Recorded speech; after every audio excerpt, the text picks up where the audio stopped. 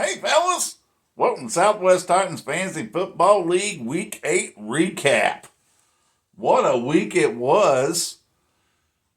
And officially, this was the highest scoring week as a league this season, and also beat our record from last year by 3 points. So this season already, as a league, we've scored 1,600 or more points, and that only happened once all of last season. So we're scoring a lot more points, and it's noticeable too when you're looking, because it just seems like by memory, like if you scored 135 to 145 points, you're winning most of the time. And this season, it's just it's not necessarily the case. But we have a repeat stud of the week. The biggest stud of the week, stud of the year so far. The Cowpokes, first and only team this season to score over 200 points or more.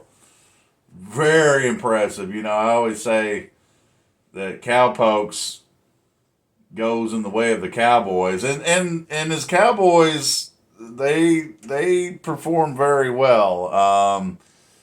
Got 87 points just from his three positions that are Cowboys, but he had overall 10 players in double figures. He had two more that had 8 or more points. Um, and so far, I've just been bragging about the Cowpokes and our league scoring, and I've failed to mention who he beat. That would be previously undefeated FAFO, which FAFO scored 156 points and lost. But not only that, he scored 156 points, and Cowpokes, the victory was the largest margin of victory of all the teams this week. I'm sorry, I don't mean to laugh, but the largest margin of victory was 51, and FAFO scored 156. So that was unfortunate. Again, I've already bragged about the Cowpokes and his performance, and but now FAFO has maybe a little bit bigger concern. Kirk Cousins on IR the rest of the year, which, in all honesty, I didn't keep up on Kirk Cousins over the weekend and stuff, and apparently he got hurt, and apparently he's out the rest of the season. So that's unfortunate, especially with his other quarterback on IR already, Anthony Richardson from the Colts. So anyway, Cowpokes gets a much needed win. He hadn't been scoring a lot, but he improved to 5-3, and he's moved up back into the top six at number 5. FAFO dropped to 7-1, but he stays at number 1 due to his overall total points. That takes us to the second highest scoring team of the week, runner-ups of the week. Rise Rabbits, who was number 2 versus number 8, just the two of us, who's had bad luck so far this season. You've heard me say it over and over. He likes to score 140 or 141 and keeps losing. This week, he scored 152 and a half and lost. Rise Rabbits gets the win 166 to 152 and a half. Basically, I had 9 players in double figures. I had 2 that had 8 plus. Again, Alvin Kamara, Brees Hall coming together. Finally had a kicker that had a great performance, 16 points. Defensive players all in double figures. Tua had Tua that got him 30 and a half. Overall, Tua had 8 players in double figures and one more at 8 plus, but it just wasn't enough. And again, honestly, another just unfortunate win, unfortunate loss. Not an unfortunate win for me. Unfortunate loss for Tua because he had a good week and got beat just like FAFO did. Did I mention FAFO lost? I just want to make sure I cover that. Let the hate text begin, Matt. Go ahead. Hey, I've given you props all season, so I better not get any hate text. But anyway, Rides Rabbits improves to 7-1, and the hottest win streak currently now with 6 wins in a row. FAFO, he stays at number one again because of his total points. But Ride is just 16 points behind him now, and they're both tied at 7-1 record. So a lot of games left to be played.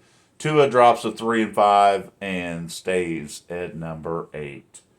That takes us to number 3, IH Braves versus number 6, Mighty Coon Dogs. This one was close.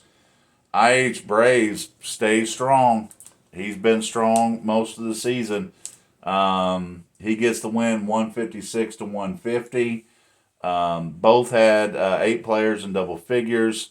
The biggest difference was IH Braves. He had McCaffrey and ATN getting about 23 points each, in addition to 33 from Joe Burrow. So IH Braves continues to roll along.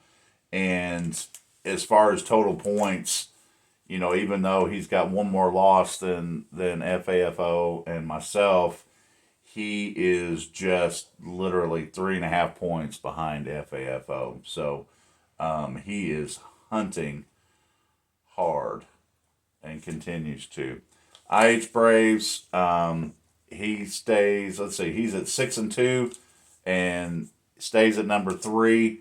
Mighty Coon Dogs, he is at 4-4 and stays at number 6. So, takes us to a halftime joke. Let me wet my whistle. Halftime joke. So, it's around the holidays. Rich man and poor man happen to be sitting next to each other at a bar. And the poor man looks over at the rich man and is like, "So, what are you getting your wife for Christmas?" The rich man said, "Well, I'm getting her a brand new Mercedes and a diamond necklace. That way, if she doesn't like the necklace, she can return it in her new Mercedes." "What are you getting your wife for Christmas?" Poor man said, "Pair of slippers and a dildo." Rich man said, "Pair of slippers and a dildo? Why'd you pick those things?" Poor man said, "Well, that way if she doesn't like the slippers, she can go screw herself."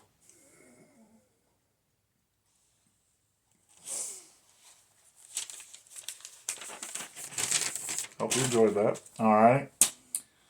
Feel free to share that with all your friends and family. Number 9, Marino's Mafia versus number 10, Tebow United. Mafia gets the win, 148 to 124. I believe that was one of Mafia's best games of the season. That was his second highest scoring game of the season so far. Um, and Tebow United, that was his second highest scoring week of the season. But, you know, Marino's Mafia, he had 7 players in double figures. Jalen Hurts with 35 points. Jalen Gibbs, running back, with 21. Tebow United, he had 8 players in double figures. I mean, um, a decent week for him, but no one really standing out. I mean, a lot of 10 points, 12 points, and then a 2-pointer and a 3-pointer, which he's got some questionable players going, or I think got hurt during the games. So that hurt him as well. But anyway, Mafia gets the win, staying in the hunt, improves to 3-5, and stays at number 9. And Tebow United drops to 1-7 and falls to number 11. It takes us to D's Nuts, number 4 versus number 5. Hey, fellas.